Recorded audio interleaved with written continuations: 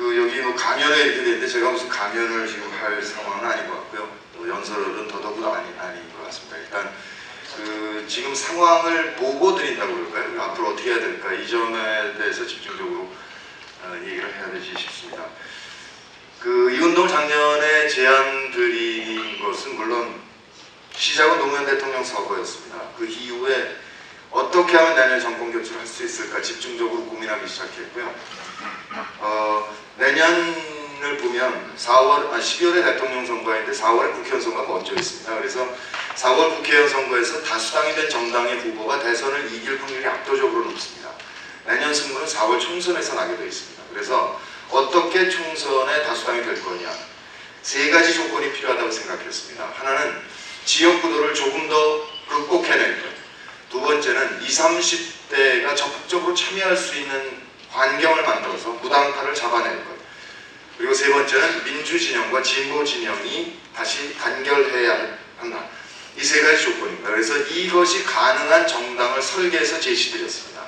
첫 번째 특징은 정체성 보장 제도를 도입한 연합정당입니다.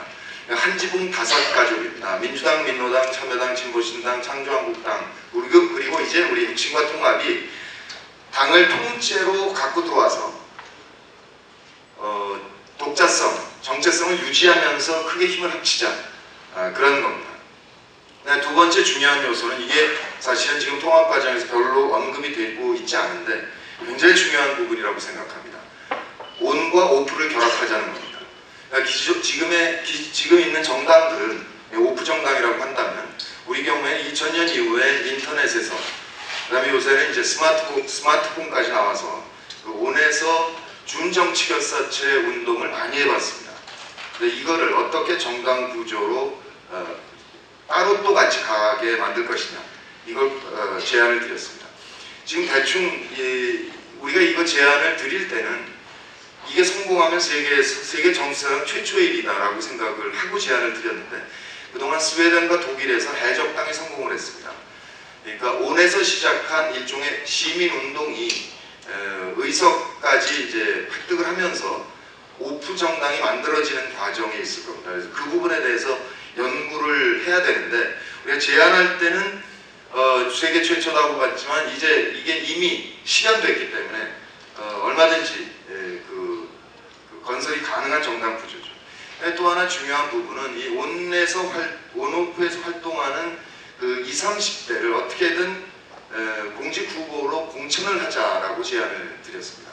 그러니까 예컨대 고려대학이 만약에 성북구에 있다 싶으면 그 성북구의 고려대학이 지역구인 서울시의원, 그 다음에 성북구의원을 아예 고려대학 학생을 공천하자는 겁니다.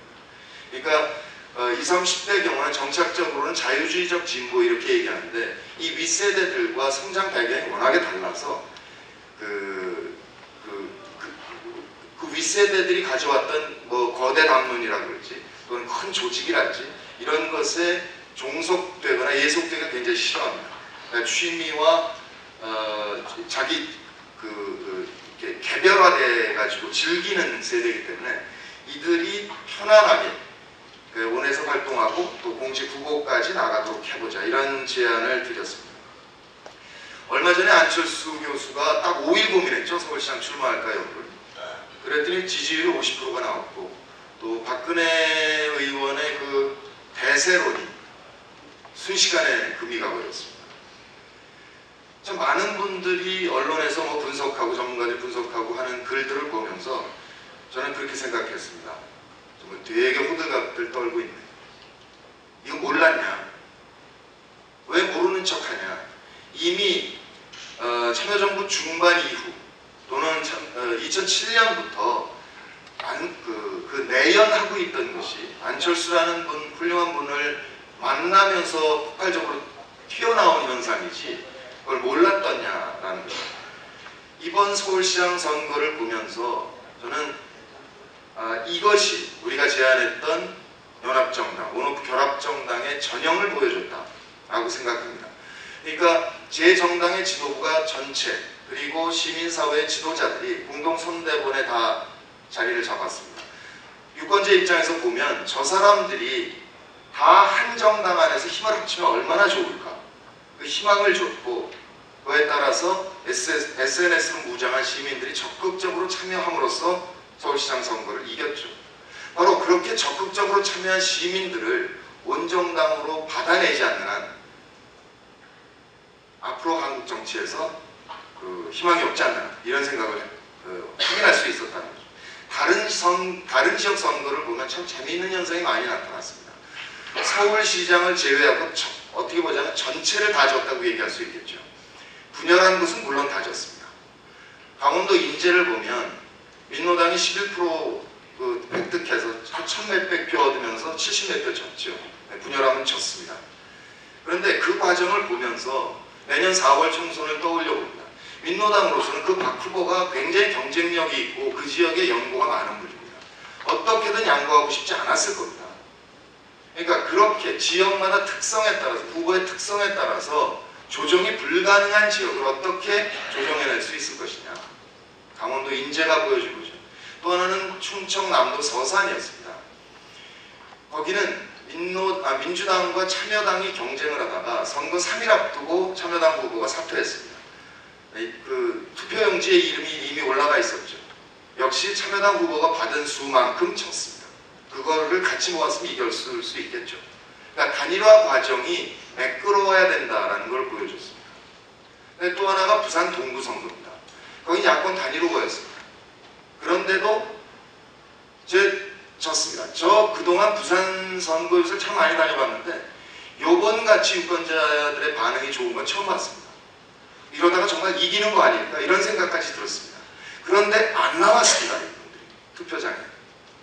한나라당이 안 되겠다는 건 느끼기 시작하셨는데 아직 민주당으로 표는 못 찍겠다는 겁니다.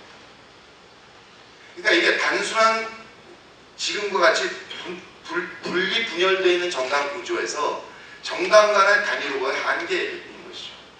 만약에 야권 통합 정당의 후보였더라면 훨씬 많은 득표를 할 수 있었을 것이다 이렇게 생각합니다.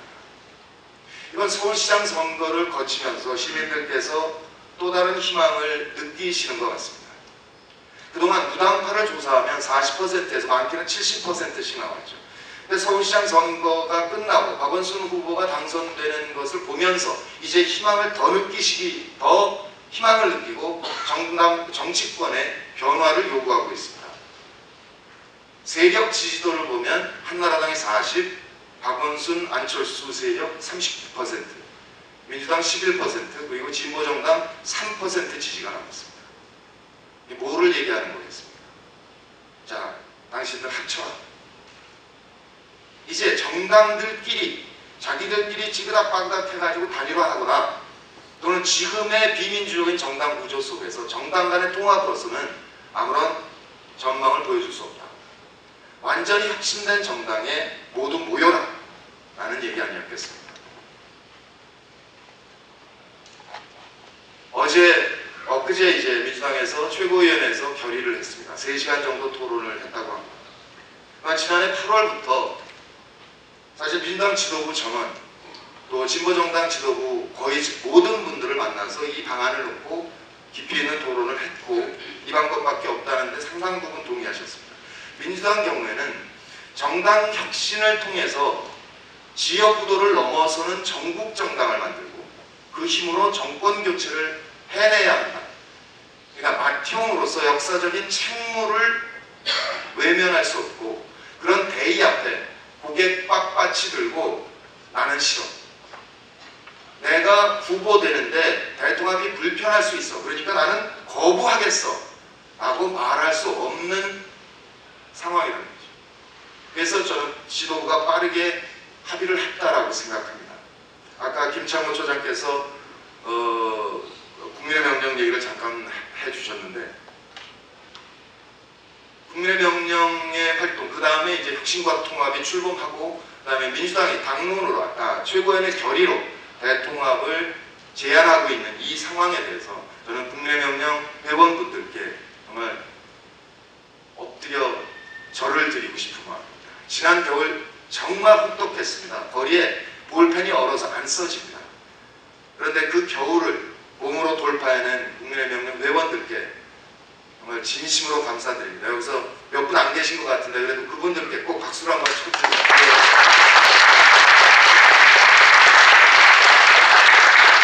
그 민주당 제안에 대해서 민노당 그 대변인께서 거부 의사를 명백히 밝히셨습니다. 총선에서는 선거 연대로 가고 그래서 원내교섭단체를 이루고 대선에서는 공동정부를 조건으로 후보 단일화를 하겠다. 이것이 진보정당들의 지금 입장인 것 같습니다. 정당을 달리한 채 우리가 후보 단일화하는 것은 지난해 6.2 지방선거부터 얼마 전 11.6까지 다 써봤습니다.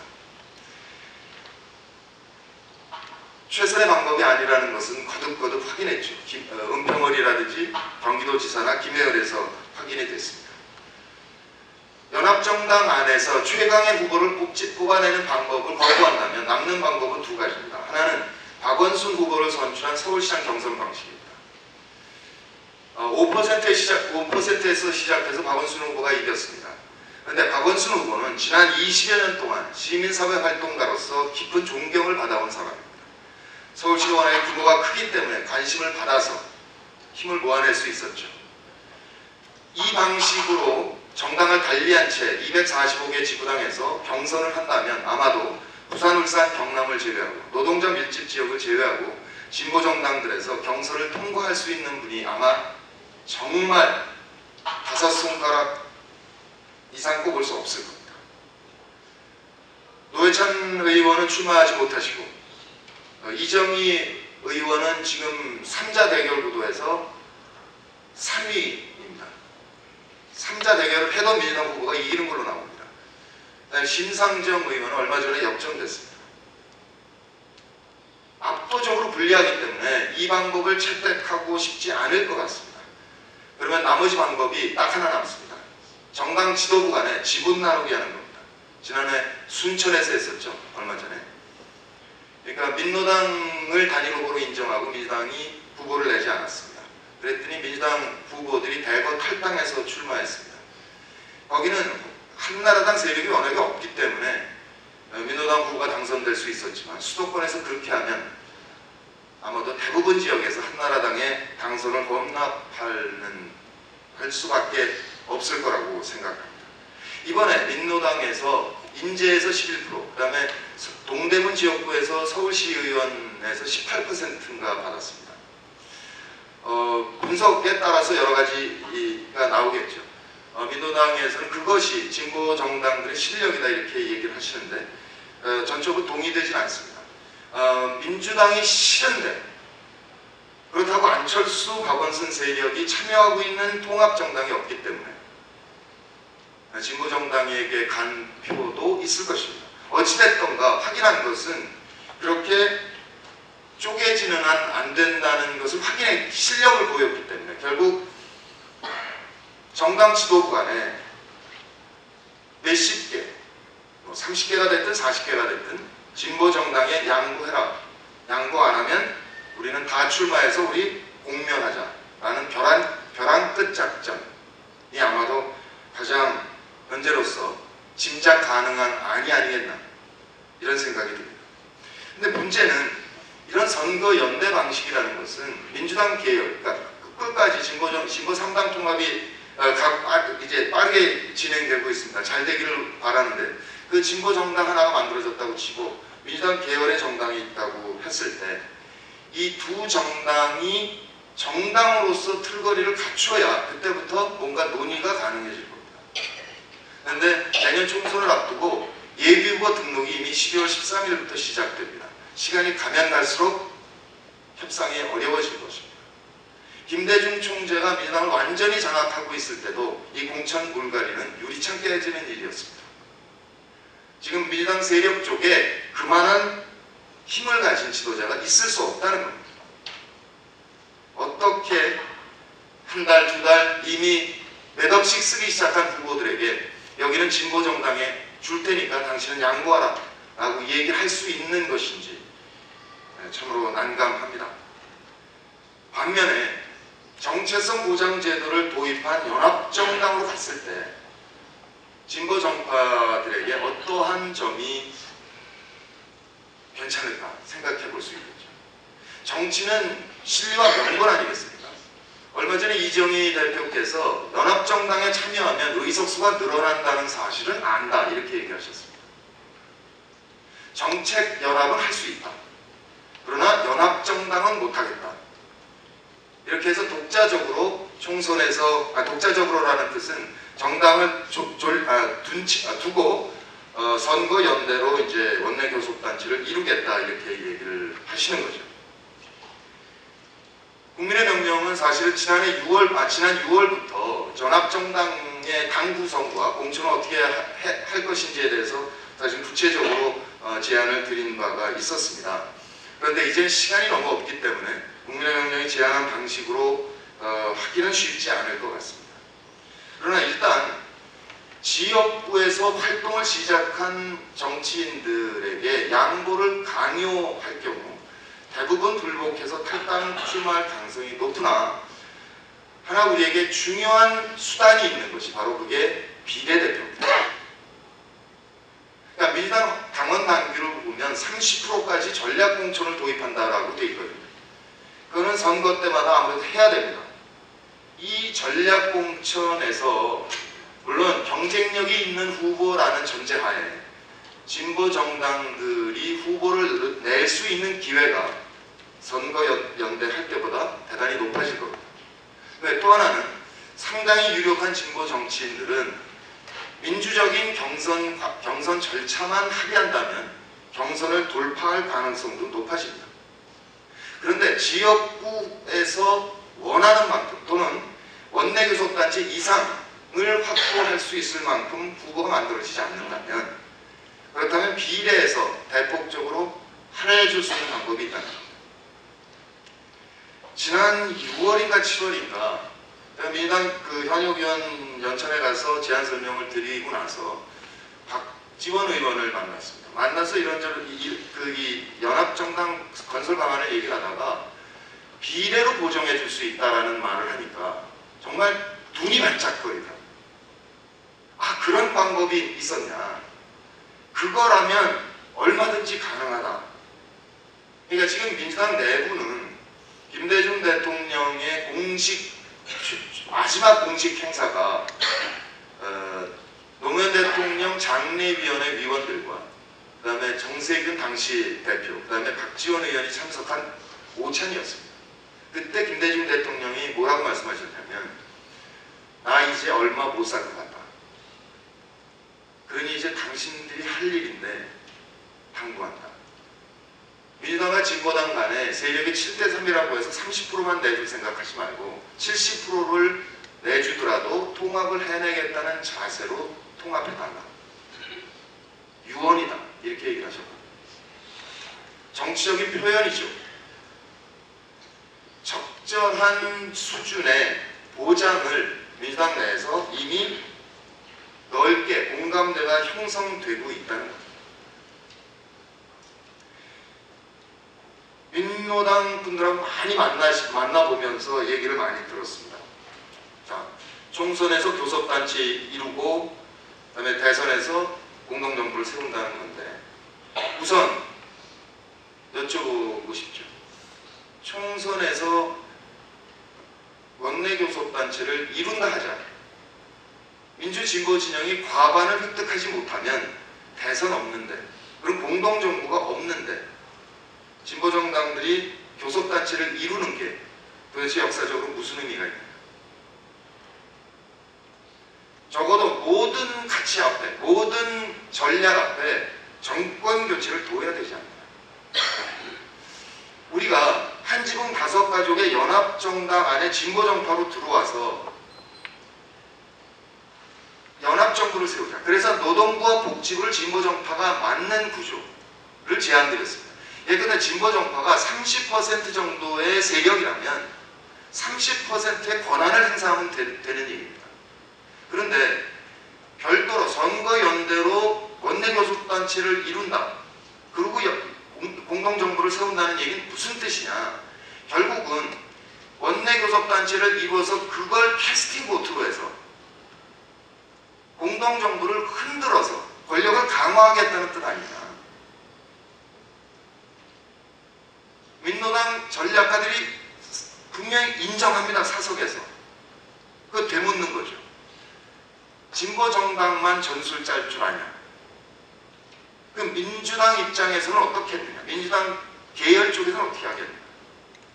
앞으로 공동정부를 흔들 세력에게 그 세력이 원내 교섭단체가 이루어지도록 왜 협력해 줄 거라고 상상하냐. 민주당 계열은 바보냐.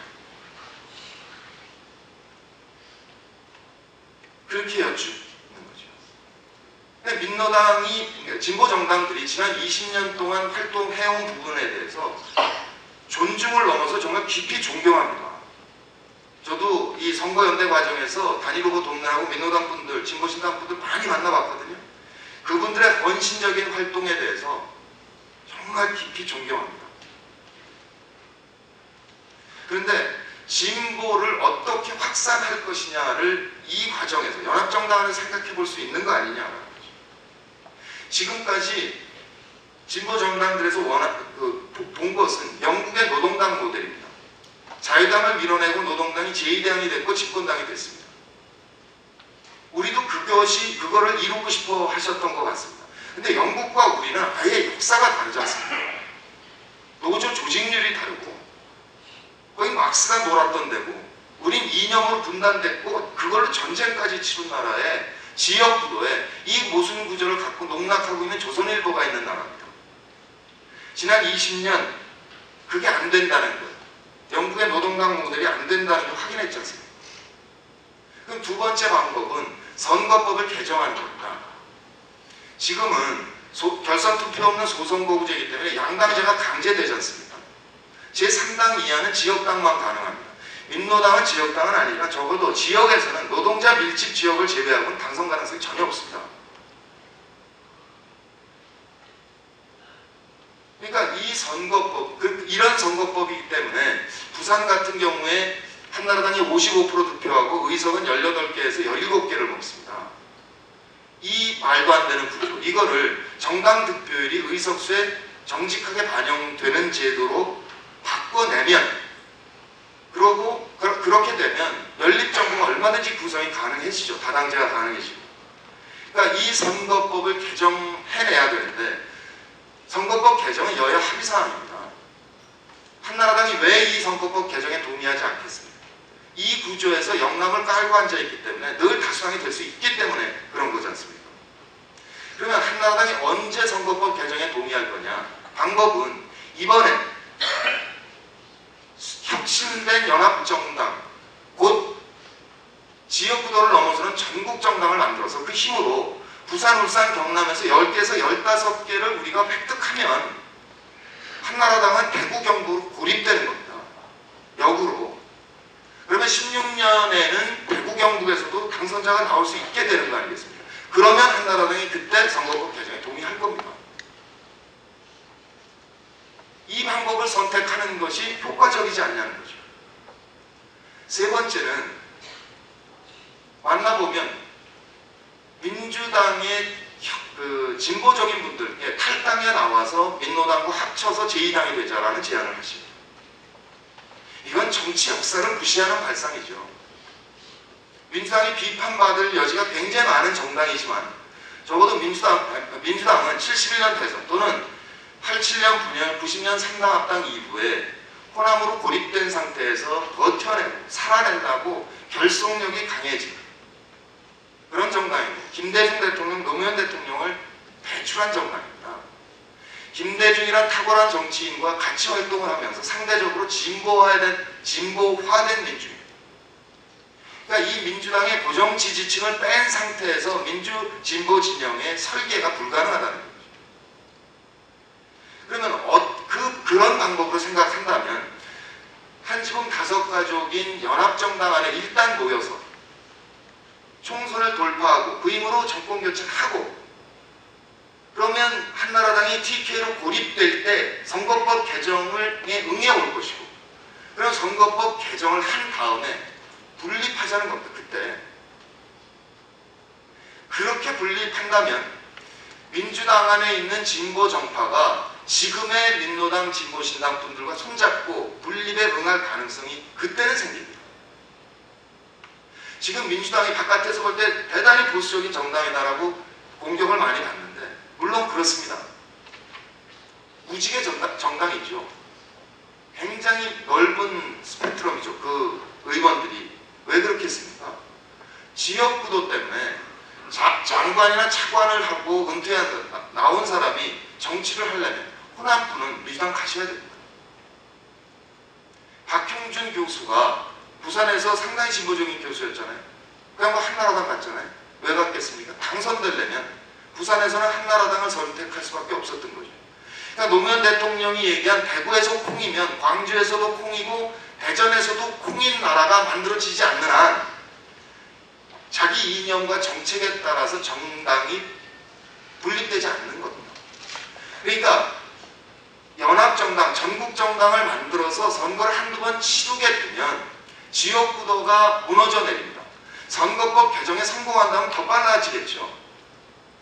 그러면 그때 지금 민주당에 참여하고 있는 보수적인 분들은 한나라당 쪽으로 옮겨갈 거라는 거예요. 그런 성향의 분들은.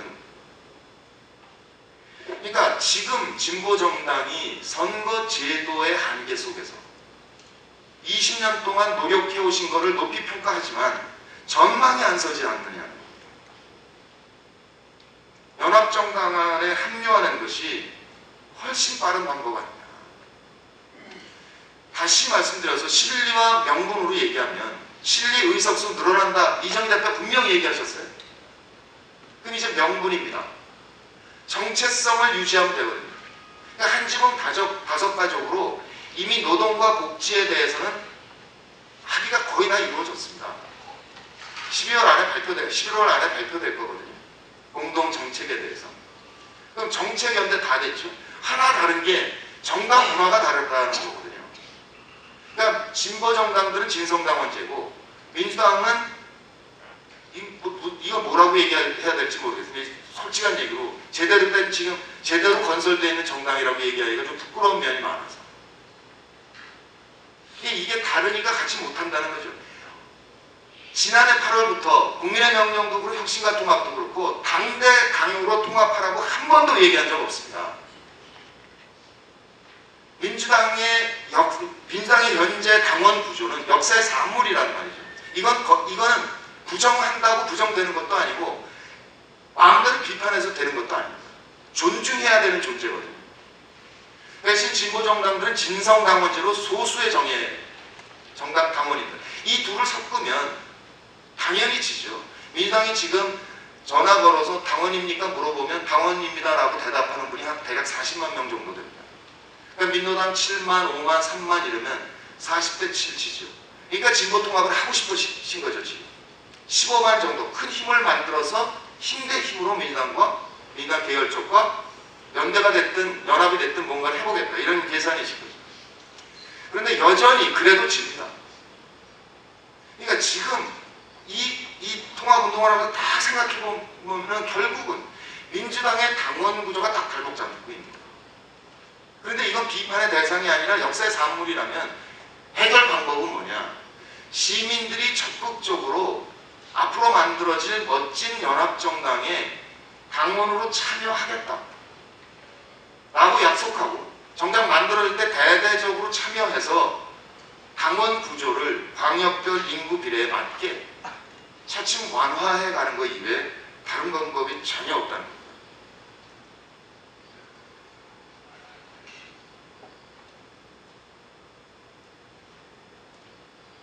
이렇게 말씀을 드리면 사실 민노당 지도부에 누구누구 뭐 이렇게 이름을 말씀드릴 수는 없는데 얘기하십니다. 참 좋다. 좋은 아닌데 3분의 2 의결이 안 된다는 겁니다. 참여당 진보신당과의 통합도 3분의 2가 안 됐던 거죠. 그리고 일반 그 평당원들을 만나서 얘기 드리면 맞습니다. 통합해야죠. 근데 좀 지도부가 적극적으로 좀 움직였으면 좋겠는데요. 이렇게 얘기를 하세요. 3분의 2 의결이 어려운 건 아닙니다. 그러니까 딜레마에 빠져 있는 거죠. 3분의 2 의결도 어렵고 또 하나 아무리 생각해도 선거 연대에 돌파구가 없는 거예요. 진보정당. 그러니까 노회찬 대표께서 얘기한 게 선거연합당입니다. 그래서 노회찬 대표께서 얘기하신 건 어떻게 하자는 거냐면 연합정당, 그러니까 선거연합당을 만드는데 민노당, 이제 진보신당 합치기로 했으니까 진보당이 있으면 진보당을 그대로 둔 채 후보만 탈당해서 선거연합당 후보로 선거를 치르고 그 다음에 선거 끝나고 복당한다. 이 방법을 제안하고 계십니다.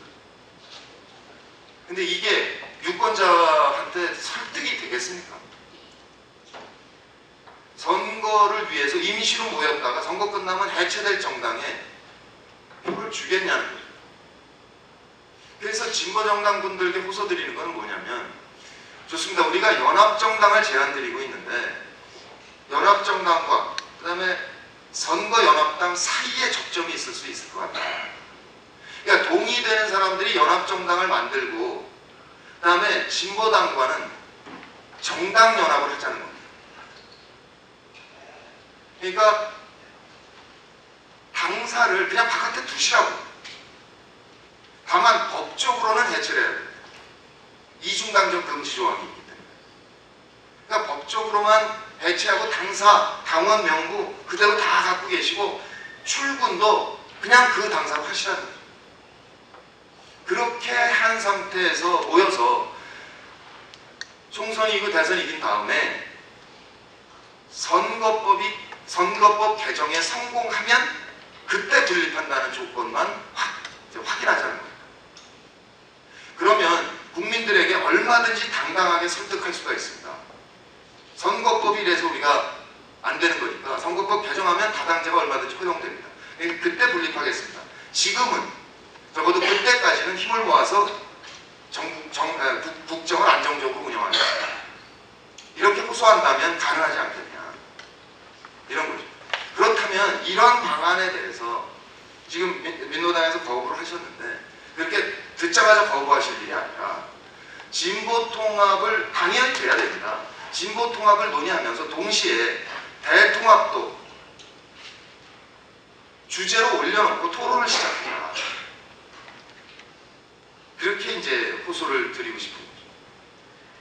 그런데 3분의 2에 대해서 국민은 이해하지만 이거를 열어놓고 올려놓고 토론을 하면 얘기가 달라진다는 거예요. 불과 한 20일 전쯤에 들었나요? 권영길 의원께서 어디 보좌관한테 그러셨대요. 아니 신가통합에서 얘기하는 거 연합정당으로 가면 어떻게 우리가 원내교섭단체가 된다는 거냐? 1년 동안 얘기를 했거든요. 우리가. 1년 동안 얘기를 했는데 안 들으신 거예요. 그냥 완전히 귀 닫고 계셨던 거예요. 이제 와서 어떻게 하면 되는데? 됩니다. 그러니까 이왕이 그러니까 그야말로 참여당 배제를 갖고 반년이 걸린 거잖아요.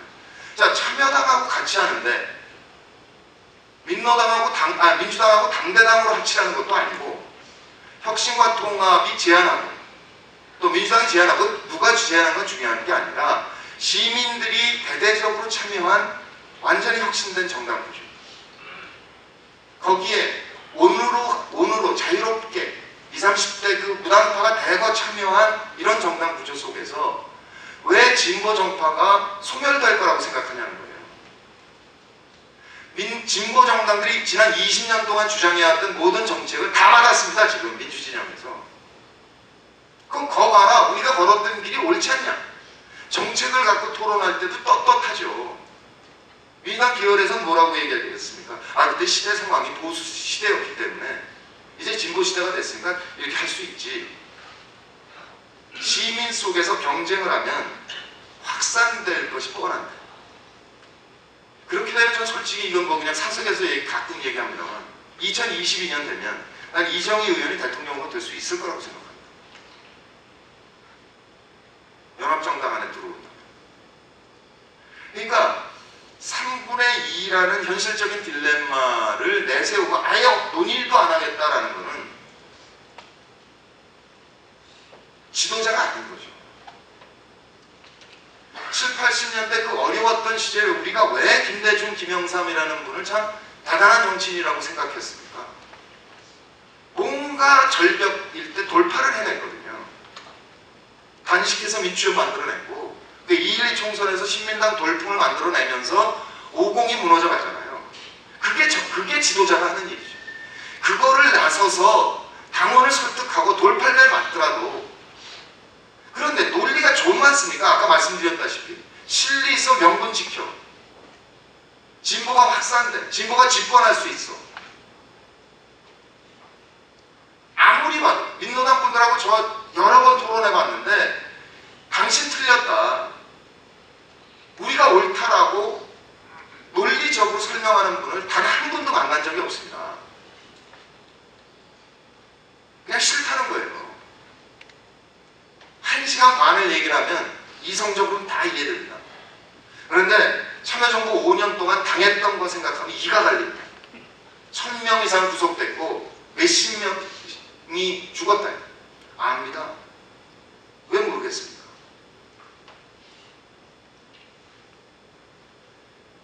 그런데 노무현 대통령의 서거라는 그 역사적인 사건을 만나면서 우리 국민들이 많이 달라지지 않았냐.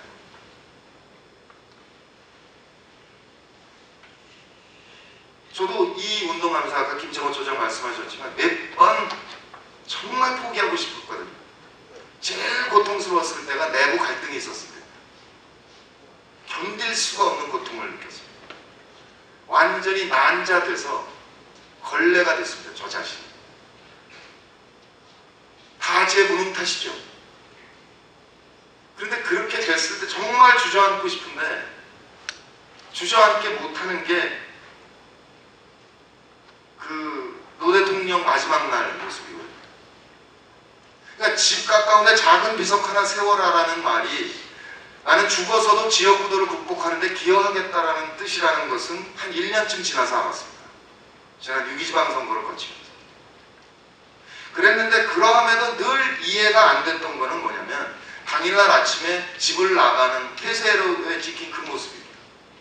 당신 아들보다 어린 정경한테 허리 숙여 인사하고 이제 15분 후면 부엉이 바위에 올라갈 사람이 어쩌자고 길거리에 쪼그리고 앉아서 풀을 뽑냐 이거예요. 미치겠더라니까요. 그걸 아무리 되돌려봐도 모르겠네요. 제가 배우인데 제가 노무현을 연기한다면 이게 동기가 있어야 된다. 모든 인간의 행동에는 동기가 있거든요. 이해를 못하겠어요. 근데 그거를 금년 3월에 깨달았습니다.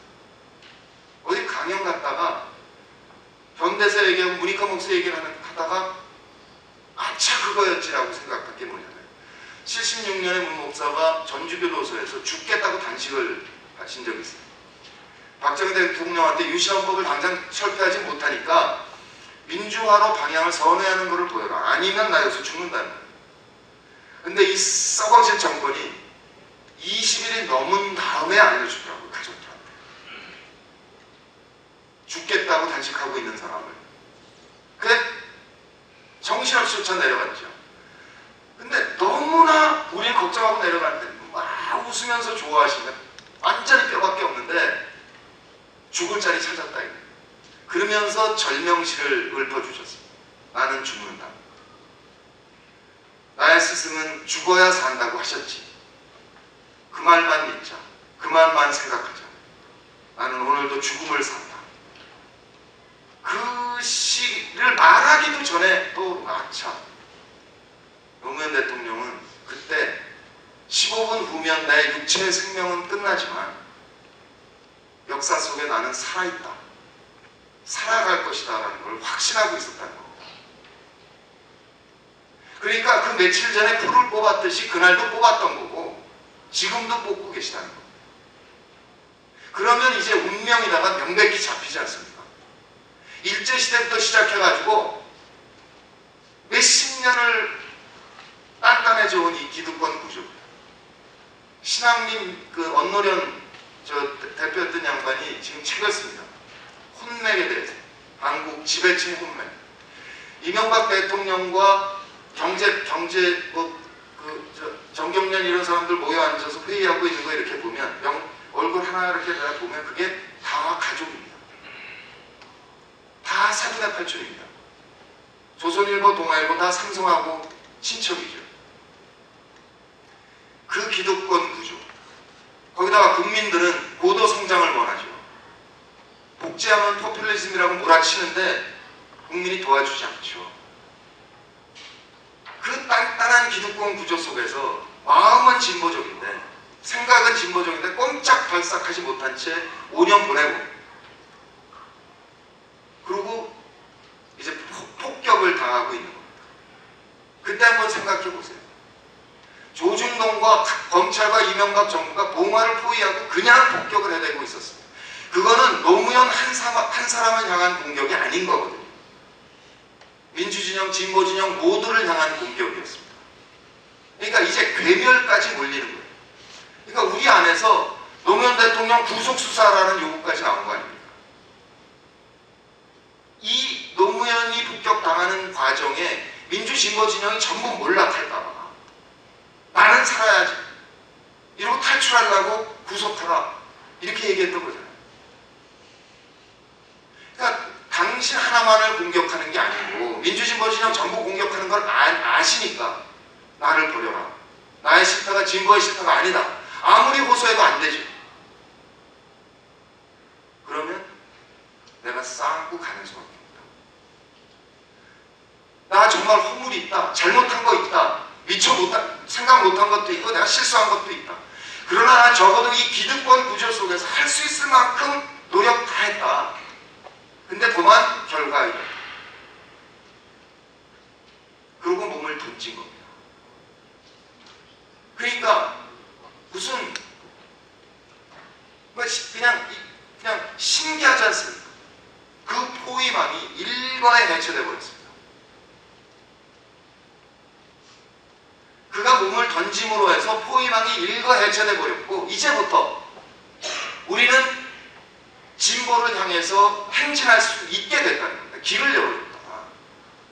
이게 친노만 열어줬냐 아니면 민주당 세력만 열어줬냐 아닙니다. 진보 세력까지 같이 열어준 겁니다.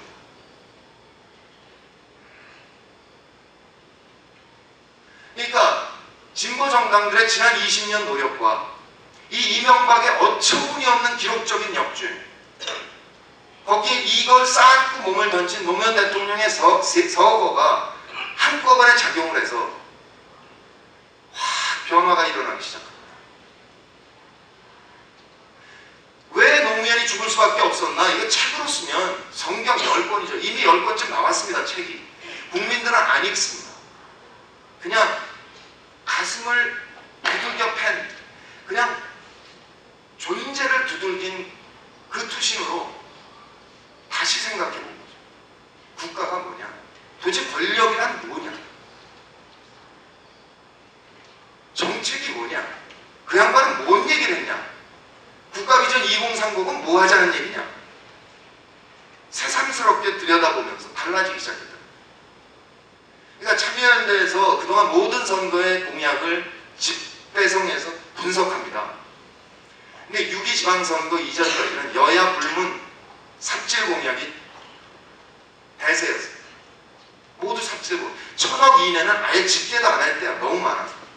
근데 지난 6.2 지방선거부터 여야 불문 복지로 돌았습니다. 왜 민주당 계열이 진보당에서 주장해왔던 복지와 노동에 대해서 전면적으로 동의하기 시작했습니다. 그거는 유권자가 달라진 겁니다. 국민이 달라진 겁니다. 이제 더 이상 고도성장, 삽질 고도성장이 안 되는 나라가 더불어 성장해야 된다. 분배냐 성장이냐가 아니라 복지로 성장한다. 이것밖에 방법이 없다는 걸 알았던 거 아닙니까? 그 노무현의 운명이 결국은 문재인의 운명인 것이고 우리 여기 있는 사람들 모두의 운명 아니냐.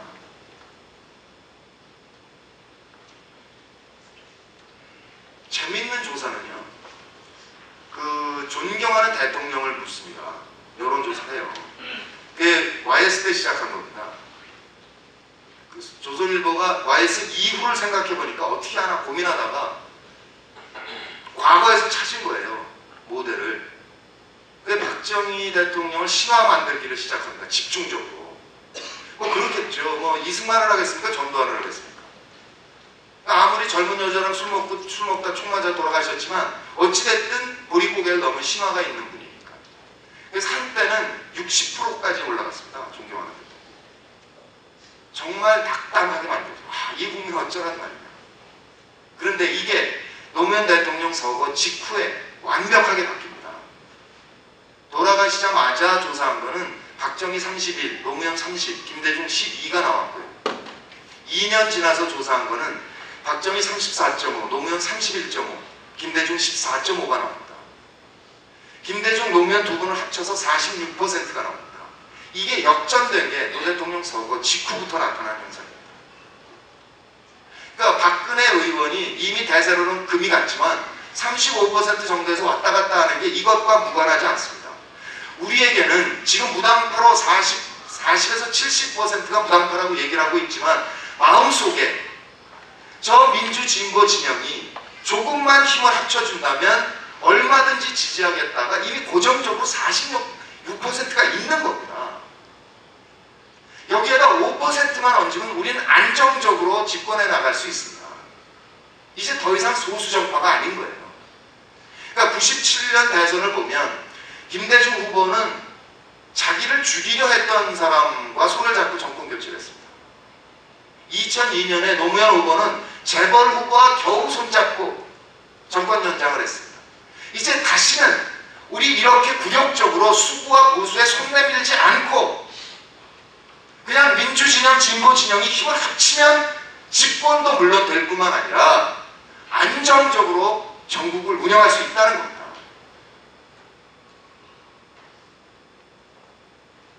이번 서울시 선거에 부수입이 또 짭짤하죠. 이르타 쌍피입니다.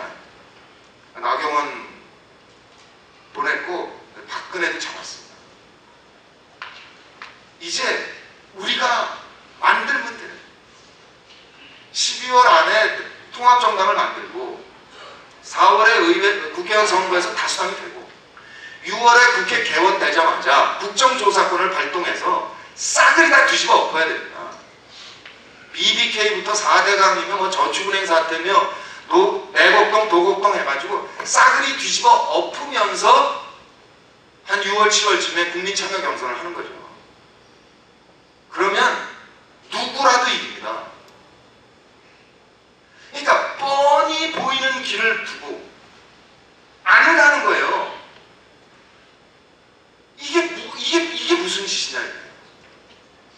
무엇 때문에 이러냐 이거예요. 언제 민노당 보고 영원히 살자 그랬냐고. 정권 저 진짜 희망버스 부산에 내려가서 기가 막힌 거예요. 2차 버스 때 내려갔는데 물론 김진숙 씨가 자기 의사로 걸어 내려와야죠.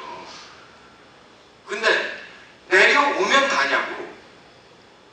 그가 다시 올라가지 않을 환경을 만들어야 될 거 아니에요. 그러니까 그 수천 명이 거기 모여있는 거 보면서 전국에서 모인 분들 보면서 여기 모이는 노력의 10분의 1만 통합운동을 해달라. 그러면 내년 4월에 우리가 노동법을 개정하면 될 거 아니냐. 노동자가 괴로운 게 민노당이 없어서 괴로우냐. 노동법 복지법을 개정하자라고 동의하는 세력이 다수당이 아니어서 문제인 거지. 이렇게 하면 100% 이기는데 이게 무슨 우매한 짓이냐. 좋다. 원내 진보통합 빨리 되고 원내교섭단체 이루기를 간절히 희망해요. 근데 정권교체 못하면 뭐 할 건데? 그러니까 원내교섭단체 방점을 찍지 말고 정권교체에다 찍자 이거예요. 그걸 해낼 수 있는 게 진보 진영의 지도자 아니겠습니까? 아니면 계보수장이에요.